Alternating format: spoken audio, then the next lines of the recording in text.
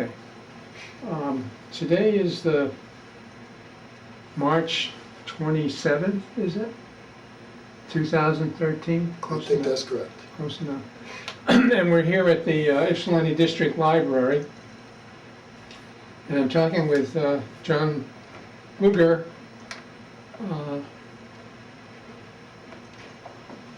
who is a veteran at the time of the Vietnam crisis or war. So, John, you and I know each other in a whole bunch of different ways, so I don't want to pretend that, we're strangers. I met you at Concordia when you had that program for Yes. veterans. And of course, at the VVA 310, where they allow me to be an auxiliary member. Yes. Not full member, just an auxiliary member. But let's start. Let me ask you. I'm not clear. Were you born in Michigan? Yes, I was. You were Yes. in this area, or? I was born in Escanaba. Up in the UP. 1950. Oh yeah.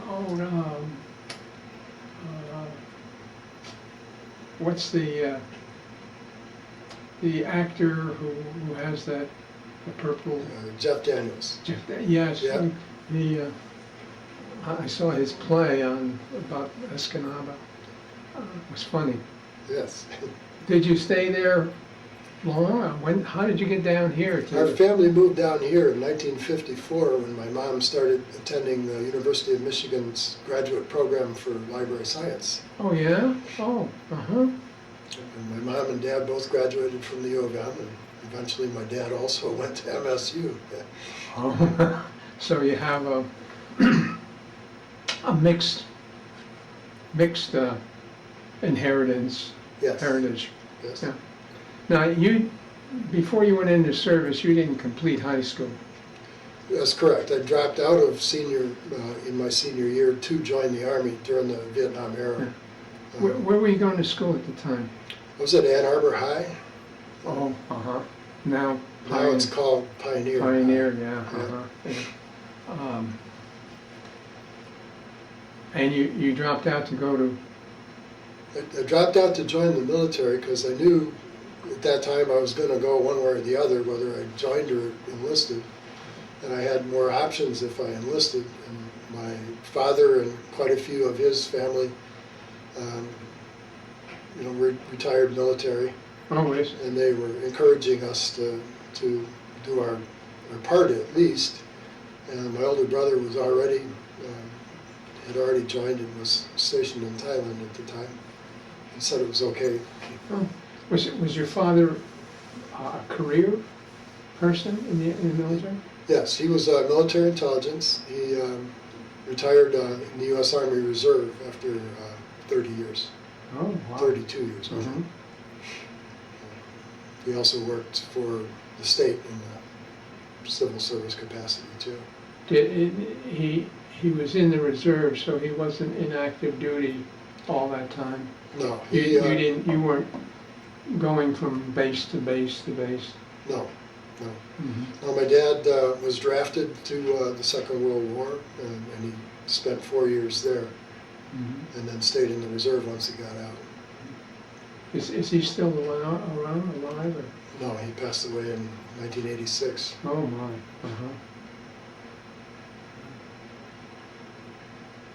So you came down to Ann Arbor. You came down to this area. Yes. For your mother to get a graduate degree in library science? Yes. Yeah, I knew some people who were librarians. You weren't drafted, you enlisted. Right. And you were, at that time, what, 17, 18? Well, I was 16 when I signed the papers, but 17 when I finally went in. So I was on a delayed enlistment program. I had to wait a little while to... I'm not sure, what does that mean? You sign up, but you're obligated to go, but not until you're 17? Or? Right. not until you're 17, and then it was also to finish the semester that I was in at the time. Mhm. And What did they promise you when you joined up? well, they said because I joined up that they would train me in any subject matter that I wanted to be trained in. And at the time, I was a pretty good mechanic, and I thought, and they said that if I were to do well in their track and wheel vehicle powertrain repair program, that after 3 years in the military, I'd be able to come out and name my price and be able to get a good job in the civilian market doing that kind of work. They said it was the best training in the world. So I signed up for track and wheel vehicle powertrain repair. And it was pretty good training. Oh, I was going to say, did you get trained that way? Yeah, it was, after basic training, basic training was that was terrible. But I survived basic training. I went to Aberdeen Proving Grounds, and I spent 14 weeks there as a track and wheel vehicle powertrain repair technician trainee. I graduated second in a class of over 400 people. Mm. I was feeling pretty good about that part, especially because of all the weird stuff that was going on at the time. And they said, well, because you did so well, we'll send you to any military duty station that you want, anywhere in the world. And I said, well, my brother's in Bangkok, Thailand. He says the service is pretty good there. Send me to Bangkok. They sent me to the Republic of Panama, which is about 600 miles away from being on the exact opposite side of the globe. Did you pick Thailand because your brother was there and said it was a good place? Yes. Yeah.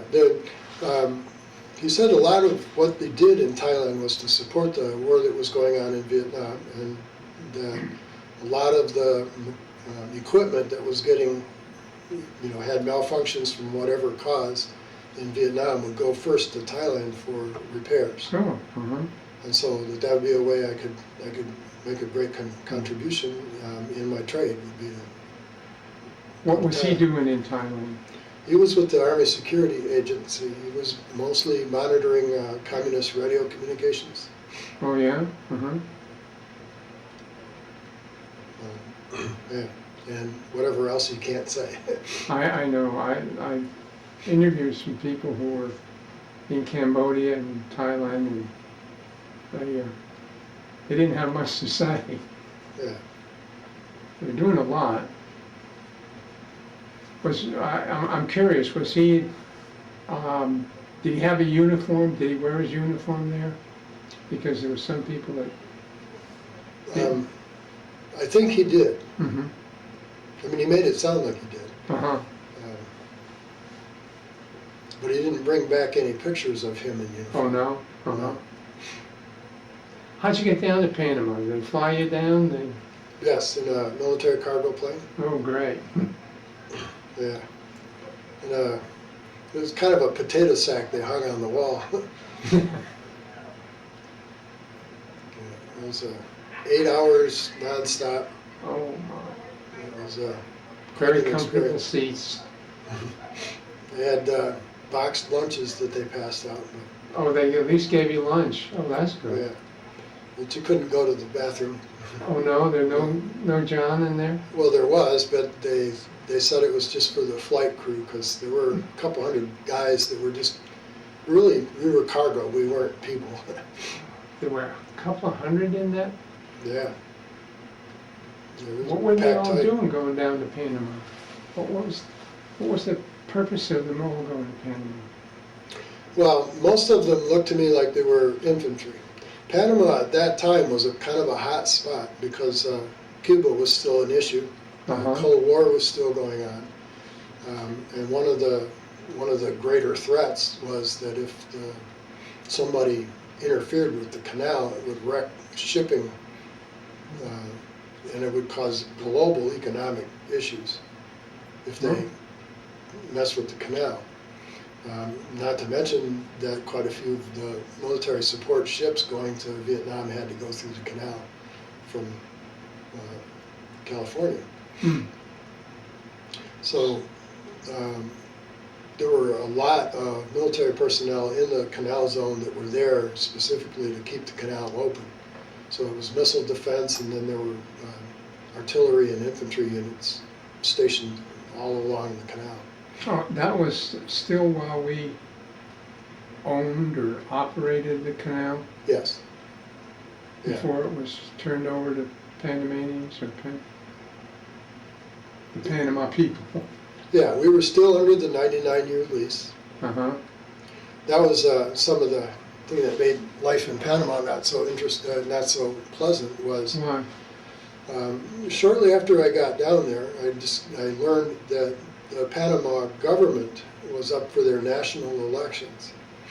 There were 3 major political parties, 2 of which had very definite leanings away from friendliness towards the U.S. Uh-huh. One was a little bit more socialist in their outlook, and they thought that the Panama Canal was a natural asset of the Republic of Panama, and that it should be controlled by the people of Panama. And another group thought that in a more capitalistic manner, and they wanted, free and open commerce and such, but they wanted the Panamanians to own and operate the canal as well. Hmm. And then there was a third party that was kind of content with the way things were. Each of those 3 parties also had guerrillas that were doing battle in the interior, they call Oh, it. is that right? Yeah. To try to get support for their people through terrorism and brute force. Partly because there was the feeling that the U.S. government was so totally involved with the current political structure that you couldn't get a free and fair election in Panama, because they perceived that the U.S. wouldn't allow it. Well, the U.S. actually did allow it, and one of the 2 parties that opposed the U.S. being there won the election. Oh, God. And so 8 days later, that government was thrown out by a military junta. And I think the feeling was both inside the wire and outside the wire that the U.S. military was very actively involved in that. And part of the reason why that impression is like that is because the Panama National Guard wears U.S. Army uniforms. Oh, they do it? They carried U.S. Army weapons. They drove U.S. Army trucks. They followed our same procedure. Were they supported by the United States government? I mean, were they paid by the U.S.? That kind of information wasn't being circulated, but the impression that everybody had was that because it was so tightly connected to U.S. operations and the Panama Canal operations, that it must have been.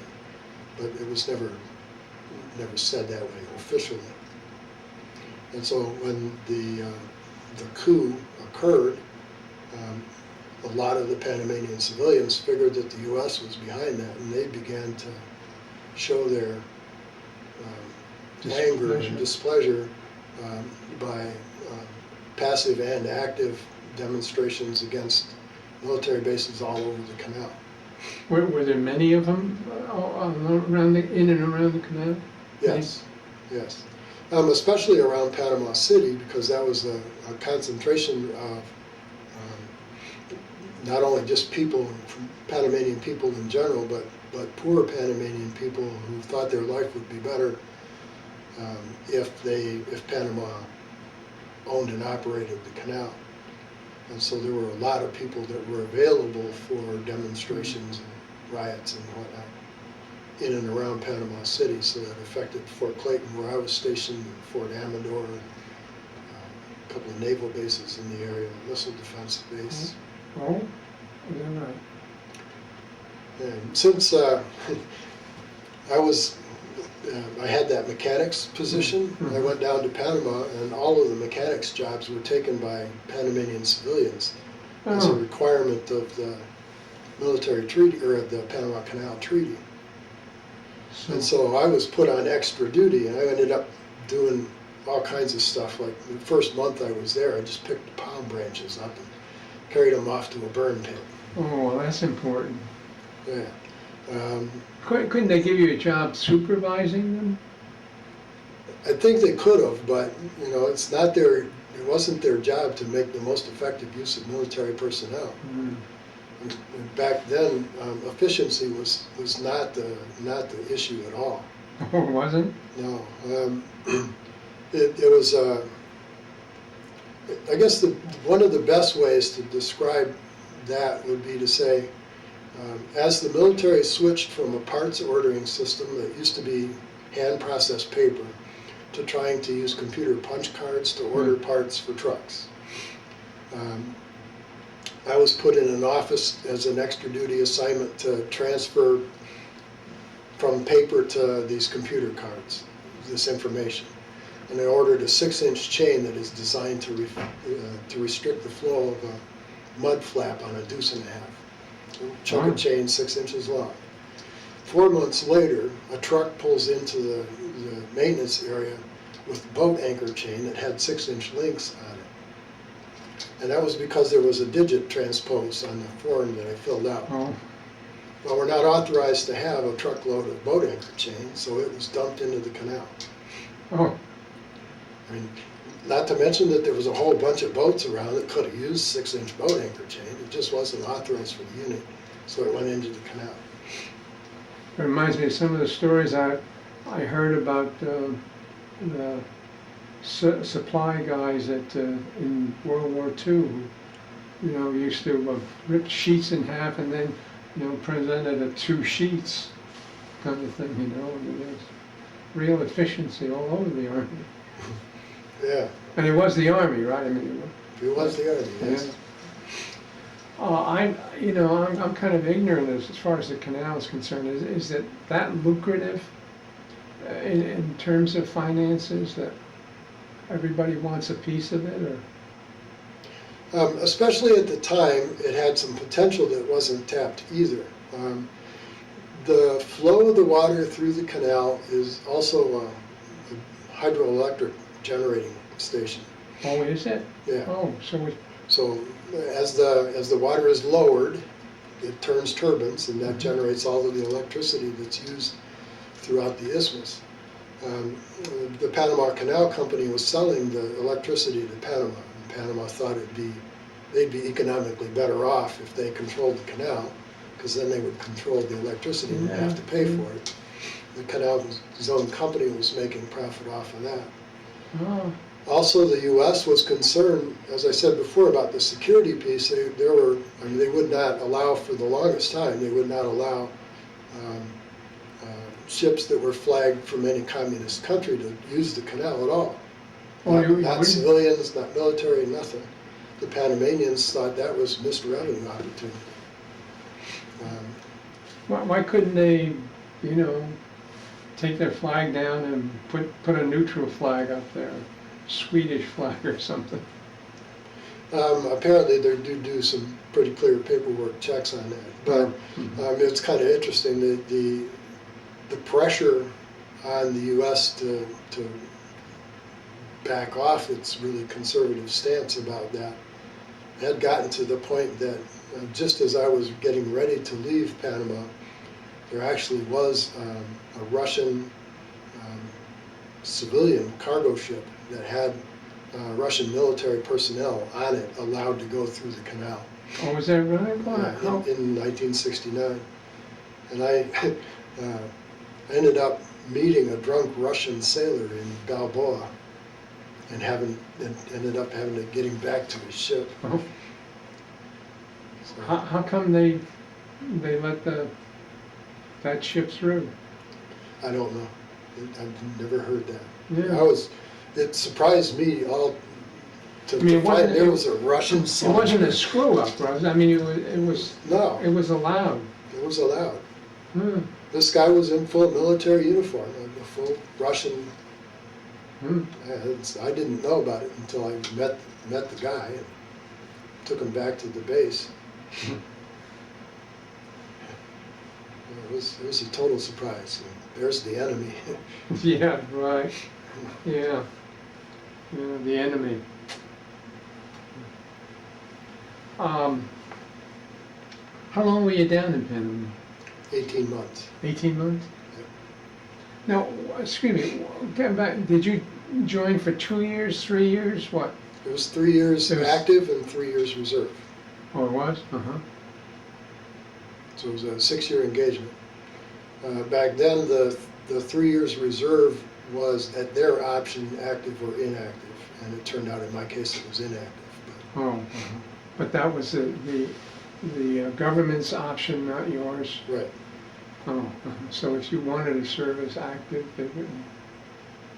that wouldn't necessarily be honored? Back then, they would have taken me active if I wanted to. If you wanted to, yeah. Yeah. But they were also requiring some people with certain MOSs to stay active, whether they liked it or not. Oh, uh-huh. So you're I forgot even the term, not your MOS.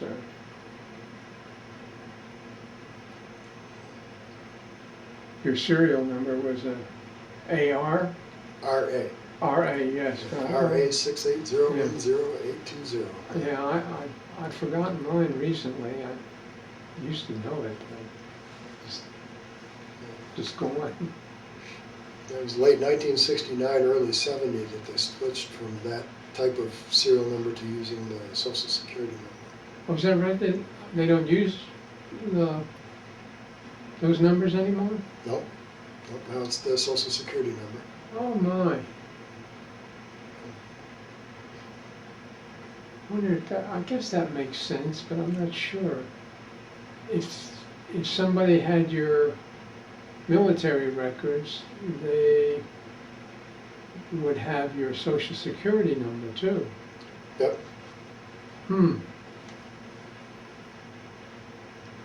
Well, especially back then, the military was not about privacy. You were U.S. government property, so. Oh, uh-huh.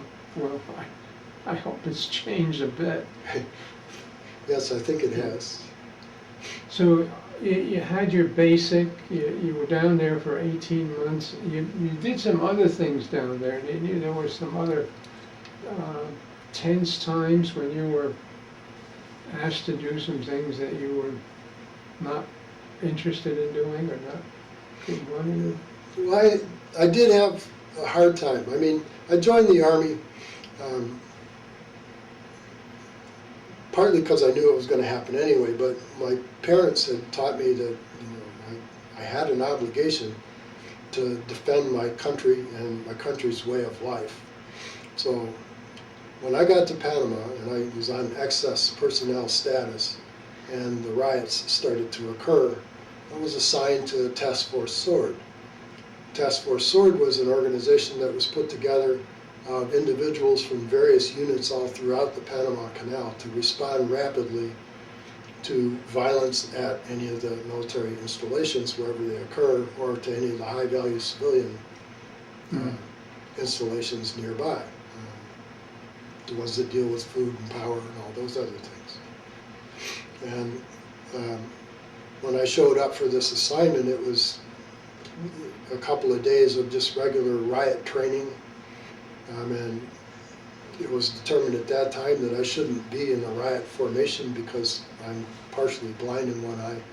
So I shoot left-handed and everybody else in the unit was right-handed. And so there'd be a hole in the ranks where my weapon was pointing the wrong way, basically. So they took me out of the ranks and they put me on the Jeep as the sharpshooter. So you even with your limited vision, you were a sharpshooter? Yes. I was able to qualify and I fired as an expert. I have enough vision to have a little bit of peripheral vision, but my one eye is a good eye, and I was able to see quite a long range with it. Wait, is it just that you have just partial vision there or no vision? Partial vision, yeah. I had a friend when I was working in Delaware who only had vision in one eye, and he said depth perception is practically impossible. Yeah, I have peripheral vision in my right eye. I don't have that central focused vision. Oh. What, was that genetic? I mean, did that happen when you were born, or Yeah, was it an injury, no injury or anything? no, I was born that way. Oh, okay. So anyway, it didn't interfere with the ability to use the one eye to line up sights and be able to hit targets in quite a ways out. And so I was assigned that job. And once they told me that it was my job to, if I saw somebody in the crowd with a weapon, to take them down, no questions asked. I didn't have to wait for any green lights. I was just told to shoot, to kill. Oh, wow. And so I'm sitting there on the Jeep, and I'm looking at people coming towards the fence. I don't see any weapons, but then I realize that if the colonists were to be reading the newspaper, they would be on the other side of the fence coming at me. They would not be on this side of the fence getting ready to shoot them. They were the ones who were fighting for the same kinds of things that the colonists fought for. The right to have their own government, the right to pick their own government. And they were upset because that was taken away from them. And I didn't know how an American could stand on top of a Jeep and shoot somebody who was fighting for democracy. Yeah. And I told that to my company commander. I don't know if I can pull the trigger. So they took me off the Jeep and had me walking a guard post with a 20 gauge shotgun, double-aught buck, an 18-inch bayonet sitting at the end of it. They said if anybody comes over the fence, all you have to do is holler halt 3 times, holler alto 3 times, and if they don't stop, shoot the wound. Well, that particular weapon, you're looking at something that's going to shoot a pattern about that I was going to big say, how do you wound somebody with a shotgun? You shotgun? You don't. No, you either miss them or you kill them. There's nothing in between. Yeah. And I told the guard officer that I could maybe swing at him. I could try to scare him. I'd yell at him, but I wouldn't shoot. And so I was put under arrest for failure to obey a direct order, and taken back to the company area. I was given a chance to talk to a chaplain, and I told the chaplain what my problem was, and he said, under Caesar, the things that are Caesar's means that you have to obey all military orders, whether they're moral or not, whether they're legal or not. I said, didn't Nuremberg trials say that that's not the way it goes? And he said, I've told you my answer. And I stood my ground, and I got really lucky is what happened. Somebody thought that the reason that I was not willing to engage was because I was a chicken. Because you're what? A chicken. They thought I was just afraid under fire. And they wanted a chance to prove it. And there was a guy in my unit who was a reserve detective with the Pierce County Sheriff's Department in Washington State. And he said that he had a way to determine whether I was a chicken or not. And so instead of going through the usual military court-martial process and stuff, they just kind of turned me loose to this guy who put me through the equivalent of a regular police combat handgun course. And it took 8 weeks or so for him to teach me how to fire a handgun and how to disarm somebody with a weapon and all that kind of stuff. And I learned all of that. And in the process, I was, meanwhile, my military record was flagged because cowardice in the face of the enemy is a concern, and they have to worry about whether or not I'm going to try to talk other people out of engaging in the service and stuff. And so the military intelligence and criminal investigation division and all those other people are starting to look at my military record, so all this is going on. I didn't know about any of that. And during that time, military intelligence came to me personally and started to investigate what was going on. And they discovered that my background was not that of a radical left-wing kind of a guy, but a more conservative. I was a member of the Washtenaw County Sheriff's Department junior deputies in high school. During high school, I helped to make a couple of drug arrests Oh, did you? connected to high school.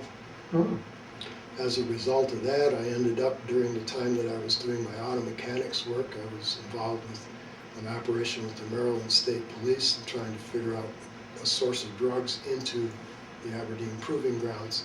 And military intelligence dug all of that up, and they began to think that maybe I really was a good guy, not a bad guy. uh-huh. And so they recruited me to help them out with the problem that they were having, trying to figure out if there really was a direct active effort to subvert U.S. military Hmm. active forces to stand down in the face of the enemy. And I was in a good position to help them do that, because the perception in my unit was that I was that kind of a guy. So it ended up with the charges never got filed.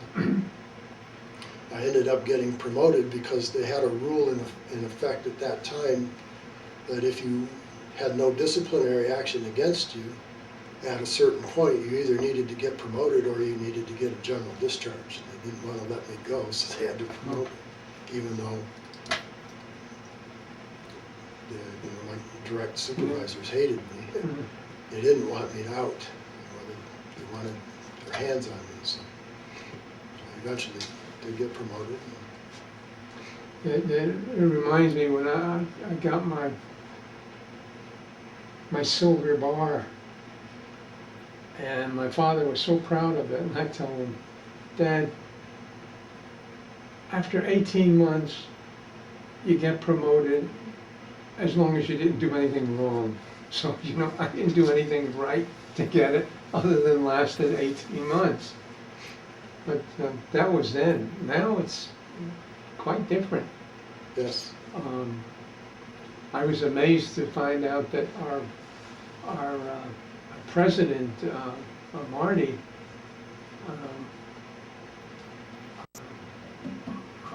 had some promotions that were rather fast, but that's neither here nor there. What you do when you came back to the States? Did you, by the way, you still hadn't had your high school diploma at this point, right? While I was in Panama, I was able to take the GED That's what I wondered. test. Yeah. Uh-huh. And I did well enough on that when I got out of the Army, the high school gave me a diploma Oh, they did? Uh-huh. based on the grades that I got. Oh, good. But the Army was just trying to figure out what to do with veterans when they were coming back, because what do you do if you've been a helicopter door gunner and now you're looking for work in the civilian world? Just out of high school and lost it 2 years or more of your time. So they came up with this thing called Project Transition. And Project Transition was an opportunity for military service members, while they're still in the military, to work alongside or actually in a civilian job for a little bit of time, so that they could pick up that job, OJT, or on-the-job training, so that when they got out, they would have some familiarity with that job and would be able to look for that job as a way of making money once they got out of the military. And I selected Fish and Wildlife Management as my Project Transition project. And so for my last couple of months in the military in Texas, I was able to work with the U.S. Army Corps of Engineers Fish and Wildlife Branch doing their job. We managed the wildlife population in and around Fort Hood, Texas. Oh, Fort Hood. And we did things like find streams and cleaned them out so that the wildlife would have adequate water supplies and those kind of things. Turkey censuses. We managed how the deer herd was hunted. So we did all of the deer tagging and measuring and all that kind of stuff. So first thing I did when I got out of the Army was to try to go get that job. And they said, they laughed at me. They said, you can't get a job like this. First thing is you need 4 years of college in fish and wildlife management to even talk to us about a job like this. And I said, with your academic background, you aren't going to get to college ever, so forget it. Oh. So I thought, well, maybe I'll try to fall back on this mechanic thing. During the entire time I was in the military, in spite of where my scores were, during the entire time I was in the military, I did not touch a military engine after school. Is that right? I never touched a With single all that good training? All that good training, I never bent a wrench. Oh my. Not on a single thing. And the closest I got to it was to be issuing special tools in a tool room in a shop in Panama for a month. Oh my. So I tried to get a job as an auto mechanic, and I ended up using the GI Bill to go to school at Concordia College. And that kind of started to help get me reoriented. Mm-hmm. I was a real confused kid by then because, you know, I loved my country, but I did not understand anything that happened to me during the time in the military. And then the 3 years that I was gone, the land, the U.S., the people, the customs, the traditions had all completely changed. Mm-hmm. The whole idea of God and country was disrespected. I came back, I wore a Class A uniform, people were spitting at me, people were accusing me of killing people, you know, just because I wore the uniform. I mean, I wasn't in Vietnam, and they didn't know nothing about what I had tried to do and how hard I worked to try to prevent having to kill people. And I just didn't understand any of that. I was so totally confused. I'm told that some people were told when they landed in the U.S., don't wear your uniform, take it off, and don't talk about your military career at all. I also remember that a friend of mine who went after his military career, went to Eastern Michigan University in their administrative department, and they used to spit at him, call him baby killer, all sorts of stupid things. That was a pretty common experience back then. I did, the one thing I was told to do was to go to the Washington County Council, or to the County Veterans Affairs Office to register my DD-214 and sign up for benefits. I did that, and that's when I got the briefing about, you want to lay low about this Vietnam vet stuff. And they told me a few stories, and then I met some other people who had been in the same kind of situation. And so I found out then it was a pretty common happening. What was your course of studies at Concordia? I started out on their ministerial training. Mm-hmm. I couldn't handle the foreign languages. You had to learn Latin and Greek. Oh, did you? Oh. So I transitioned to their teacher training curriculum. You had to learn both Latin and Greek? Yes. Come on. And then either French or German. Oh. Uh-huh. So did you graduate from Concordia? No, I didn't. I was a confused kid. A lot of things were happening in those days. Yes. You might recall Wounded Knee. Oh yeah, yeah. One of the things that happened to me while I was in the military was that I was given the opportunity to be Assistant Scoutmaster for military-sponsored Boy Scout troops. Mm-hmm. That happened both in Panama and in Texas. And through my work with the Boy Scouts, I got involved with American Indian literature and American Indian lore.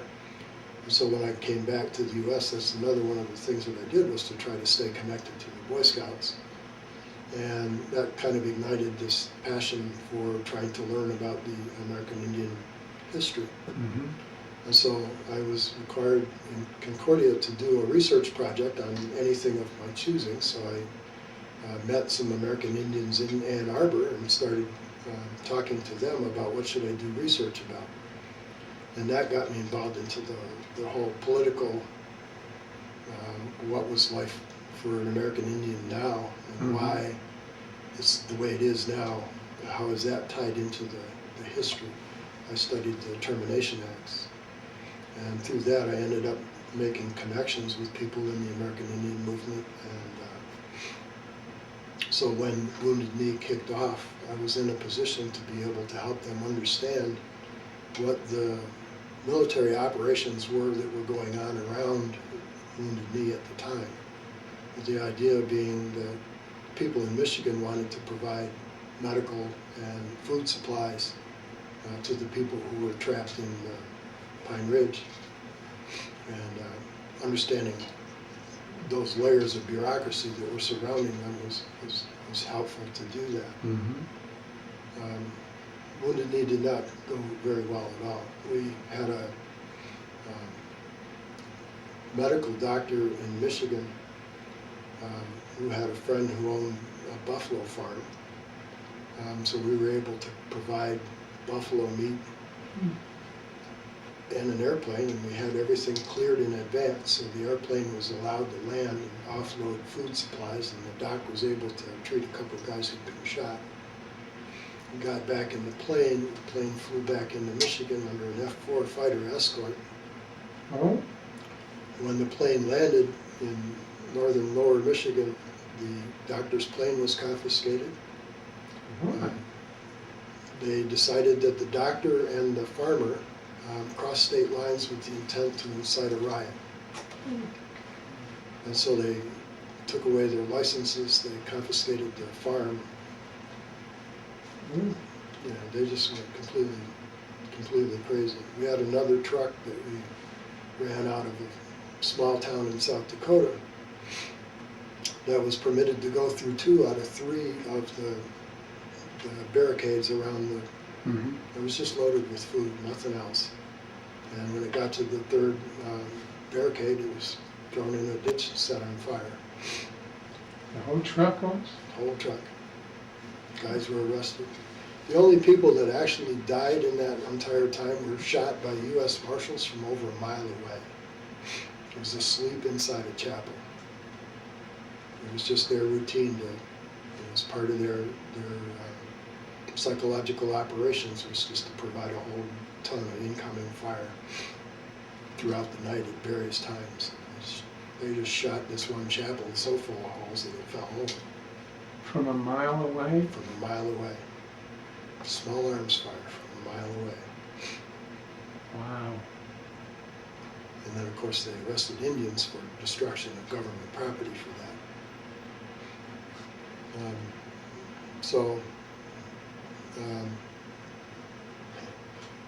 Trying to figure out the role of a true patriot in an environment like that. It's not an easy thing to do. No. So it interfered with work, it interfered with trying to stay in school, and I ended up being a mess for quite a while. Right? Fortunately, I kept good ties with a couple of the people at Concordia. The dean of students at the time, Reverend Carl Gudekunst, became like a spiritual leader to me. And even though I wasn't a student anymore, would still, always had his door open and I could talk to him. And eventually, he helped me rebuild a values system that seemed to work in a world where things were always changing. I ended up going back to work at Concordia 30 years later. Yeah. Did you retire from Concordia? Or are you still working there? I was laid off from Concordia in 2011. Concordia Ann Arbor was having some financial difficulties, and they decided that one of the better ways to address that would be to have the administrative positions have those functions absorbed by the other universities. Mm. And so Concordia University Ann Arbor and Concordia University Wisconsin merged their back office operations. Mm. And so those of us in Ann Arbor were let go. There was some question, I don't know if it was at that time or earlier, wasn't there, that whether the university was going to survive? And Yes, there were some pretty tight years there. It's a university with a Christian ministry, and marketing is not really an element of Christian outreach in the way marketing people would think about it. Mm-hmm. And so it was difficult for them to find a business model for how to be, a good corporate citizen. Mm. And the Wisconsin University seemed to have a better handle on that. And so as soon as they started working together, Ann Arbor started coming around. Well, I know there at that time there were rumors about Concordia selling off its property and everything else, and I'm thinking, my God, that's a prime piece of property there. I think people would kill to get their hands on that. Fortunately, it didn't happen. Right. Well, I don't think the city of Ann Arbor would have been very happy with anything that Well, would would have gone in there instead of the church, the university too. Sure, it would have given them more tax base. Yeah.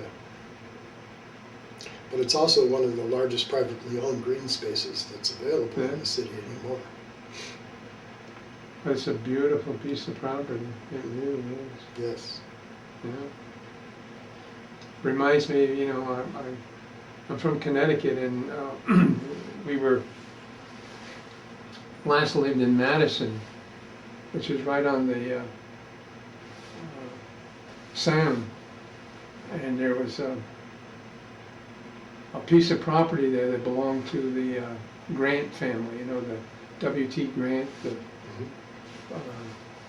stores, and he ended up giving it to the nuns, and it was taken off of the tax list. It would really kill the people in Madison. They were up in arms about it, but he got his revenge. He was angry with his city because he was a Jew and his wife just could not get accepted. So he said, well, okay, let's put it in a non-taxable hands. And as I say, it's the most beautiful part of that area, really is.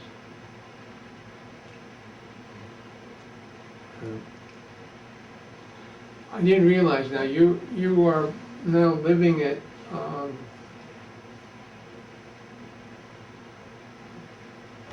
what's the name of the center? This is the Town Center Plaza? Oh, is that? Or Town Center Place, I mean. Is that the place going south on the right-hand side? Yes. Oh, okay, all right. And that's what it's called? Town Center Place, yes. Town Center, oh, okay, all right. It's a senior housing. Senior housing, yeah, right, uh-huh. Well, I had, in my early emails to you, I asked if there was a room there somewhere where we could meet, and I didn't know if there was or not. There probably was, but this is just as good as anything, I guess. This is better than anything they had. Is it? Right, yeah. Right. Well, I appreciate you coming down, John. I'm sorry that we had confusion about where to meet and when to meet and so on. But I do appreciate you making yourself available. And is there anything else you want to say to me or to our archive people? Just that my recent work with Don and Erica Beam, trying to help Afghan and Iraqi vets returning, has made me realize how much, well, two things it's made me realize. One is that the families of the service members definitely are having their own service and service-connected issues. Yeah. That none of what the military does could be done without the support of the family. Absolutely. And so when we look at the cost of war, we not only need to look at what's happening to veterans, but we need to look at what's happening to the veterans' families. Yeah. Mm-hmm. And then the second piece is that I'm beginning to realize today how some of the things that I'm experiencing today are pretty well rooted in those 3 years of my life back then. And, so that some of the unresolved anger from days back then pops up in my behavior these days, and I'm starting to be able to put those pieces together, thanks in part to the work that Don and Erica are doing, and trying to explain to me What whole exactly are they transition doing, process. John? Well, they're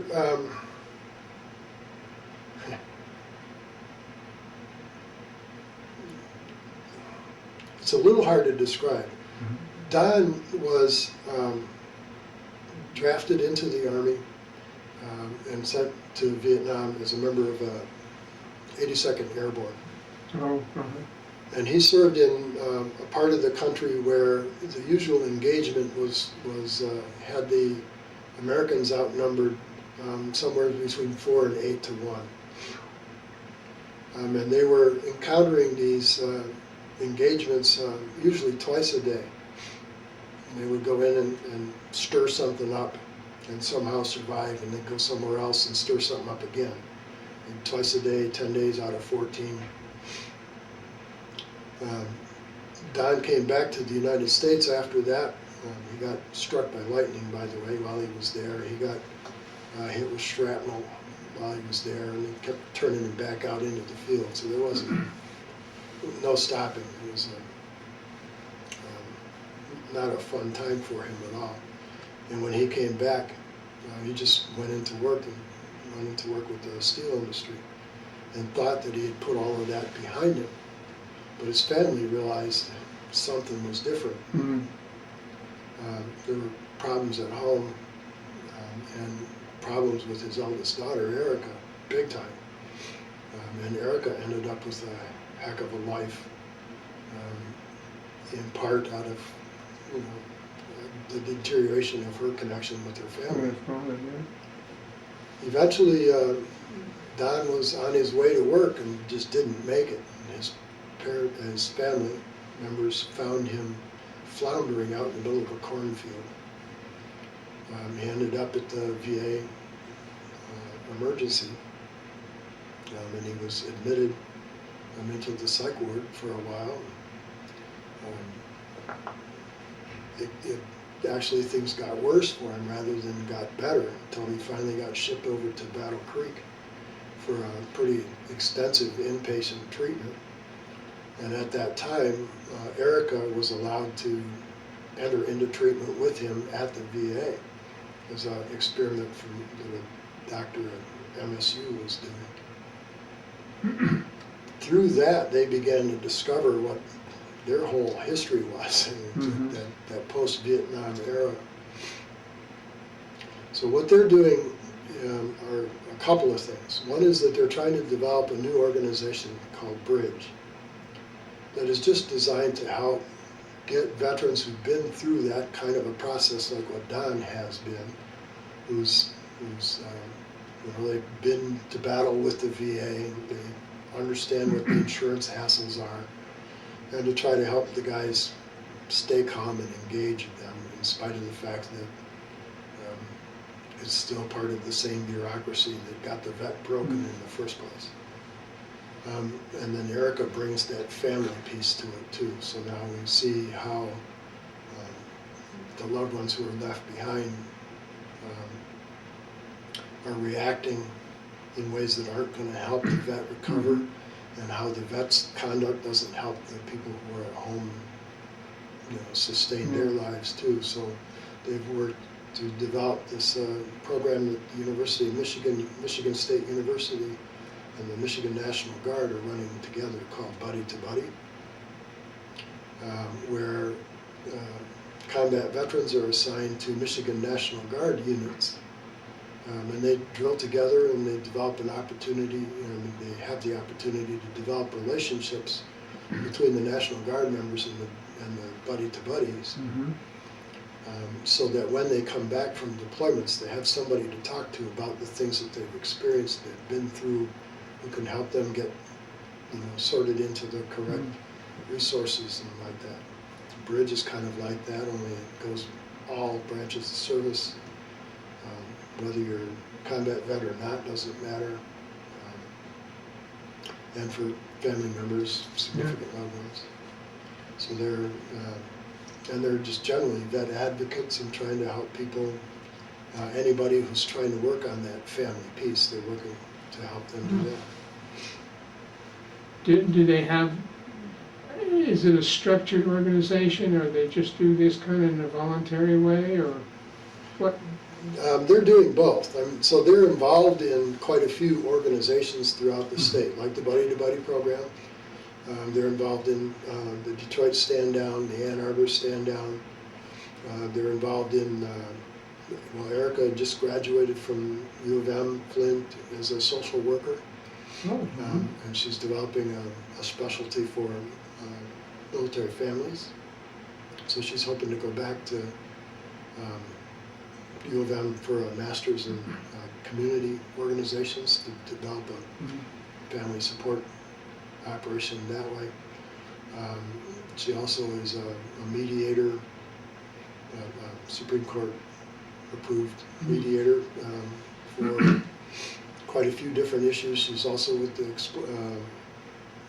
Employers Resource, ESGR, employer support for the Guard and Reserve. So she's mediating issues between employers of Guard members and the service members. Don continues to be involved with a couple of brain injury projects, and so they're doing all of that individually or collectively with the organizations that are out there, and then they're building a new organization called Bridge. And are you helping them somehow? Yes. Basically I'm their volunteer executive director of Bridge, so I'm helping them develop the business plan and to develop the funding for it and put the organization together, help them develop policies and procedures, budget and all that. That must keep you busy. Yes, it does. Yeah. Well, that's great. That's great. I wasn't aware of all of that. Yeah. Yeah, and it is it's healing work too, and Yeah. I think that's what's going to attract other veterans to wanting to help navigators is that in the process of helping other people get through the stuff that you've been through, it helps you get through it too. Right, right. And one of the things that I've learned is that although during that era, there were a number of people who were in Vietnam, who were actually in Vietnam, but there were also a number of people who were elsewhere who suffered different kinds of strains and pressures. And you talked about Panama. Tim talked about Germany, all of that. So, yes, appreciate it. Well, I appreciate your time. Thank you. It's my pleasure. And I will put this in the form of DVDs and give you as many or as few as you want. Thank you very much. You name it. I've had requests for as few as 1, and the record now is 22. So anywhere in between there. Okay. Thanks Thank you again, very John. much. Okay, you take care, all right? Will do. See you at 3:10. Yes.